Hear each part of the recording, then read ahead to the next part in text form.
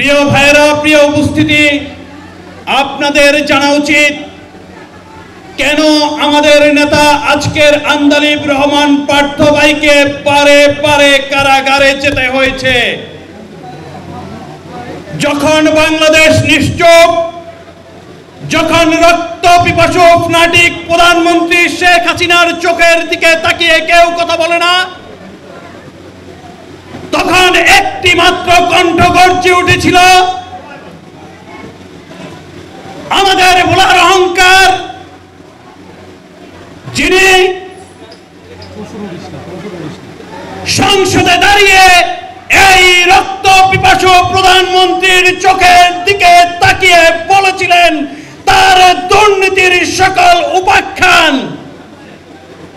এতে সহ্য করতে না পেরে বারবার কারাগারে পাঠিয়েছেন আমাদের ভোলার সন্তান, জাতির আগামীর আকাঙ্ক্ষা, আমাদের ভোলার মাটি এবং মানুষের গর্ব, যাকে বারবার কারাবরণ করতে হয়েছে, আমাদের প্রিয় আন্দালিব রহমান পার্থ ভাইকে আজকের এই দিনে ছাত্র জনতার আন্দোলনে মুক্ত করে এনেছেন আজকের আপনারা। প্রিয় ভাই, আজকে আমরা যে শোচনীয় মুহূর্তে এখানে এসে উপস্থিত হয়েছি, আপনারা জানেন আমাদের ভোলা তো দূরের কথা, বরিশাল বিভাগে কোন নেতার জন্ম হয়নি। দু একজন নেতার জন্ম হলেও ষড়যন্ত্রের মাধ্যমে তাদেরকে নেতৃত্ব আসতে দেননি। আজ যদি আমরা আল্লাহর রহমতে যেই নেতাকে পেয়েছি, আমরা যদি সময় মতো সেই সুযোগকে কাজে না লাগাতে পারি, আগামীর বাংলাদেশ তো অন্ধকারী, আমাদের ভোলায় আর কোনোদিন উন্নয়নের আলো জ্বলবে না।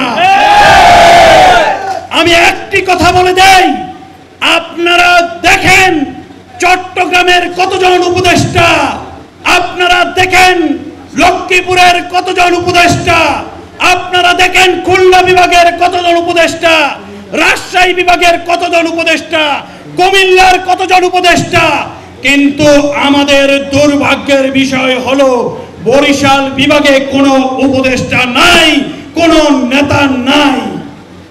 এর কারণ হলো আমরা নেতা জন্মতেও দেইনি এবং আল্লাহর দয়ায় যারা নেতৃত্ব দানকারী ছিল তাদেরকে উপরে উঠিয়ে দেয়নি। আজ আপনাদের কাছে আমার আকুল আবেদন, শুধু বিজেপি নয়, অন্য কোন দল নয়, দলমত নির্বিশেষে বিজেপির এই চেয়ারম্যান আল্লাহর রহমতে আমরা যাকে পেয়েছি, একে ঢাকার মাটিতে প্রতিষ্ঠিত করা। আপনারা জানেন একজন এমপি কতটুকু করতে পারে।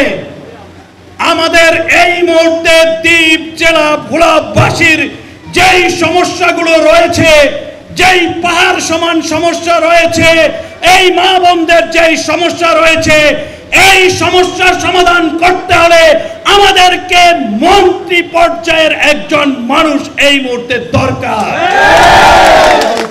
আর এই মন্ত্রী হতে হলে পুরো বরিশাল বিভাগেই একজন রয়েছে, তিনি হলেন আমাদের প্রিয় অভিভাবক আন্দালিব রহমান পার্থ।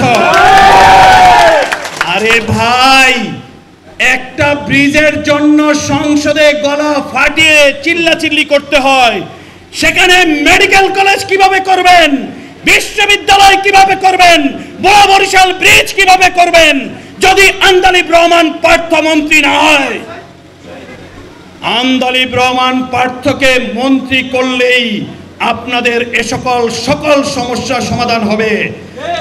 আর এই প্রধানমন্ত্রী রক্ত পিপাসু যিনি বিদায় নিয়েছেন, তার কথা আমরা এখানে আর কিছুই বলবো না। তিনি বারবারে যাকে জেলে ঢুকিয়েছেন, সেই নেতাকে প্রতিষ্ঠা করতে হলে আজ থেকে ভোলার প্রতিটি ঘরে ঘরে প্রত্যেককে চলে যেতে হবে এবং বলতে হবে আন্দালিব রহমান পার্থ এমপি হবেন, মন্ত্রী হবেন, বরিশাল বিভাগের নেতৃত্ব দিবেন, ঢাকার নেতৃত্ব দিবেন, জাতীয় পর্যায়ে এবং আন্তর্জাতিক পর্যায়ে আমাদেরকে নেতৃত্ব দিবেন। আমাদের বোলার মানুষের সম্মান আকাশচুম্বী হবে। সেই সম্মানকে ধরে রাখতে হলে আগামীর ভবিষ্যৎ আন্দালিব রহমান পার্থকে মন্ত্রী করে আমাদের ঘরে ফিরতে হবে। এই আশা আকাঙ্ক্ষা রেখে আজকের এই কারামুক্তি দিবসে আন্দালিব রহমান পার্থর সুস্বাস্থ্য কামনা করে বাংলাদেশ জাতীয় পার্টির প্রতিটি নেতাকর্মী এবং উপস্থিত সকল সাংবাদিক ভাইদের শুভেচ্ছা জানিয়ে শেষ করছি। আমা তৌফিকে ইল্লাল বালা। আসসালামু আলাইকুম।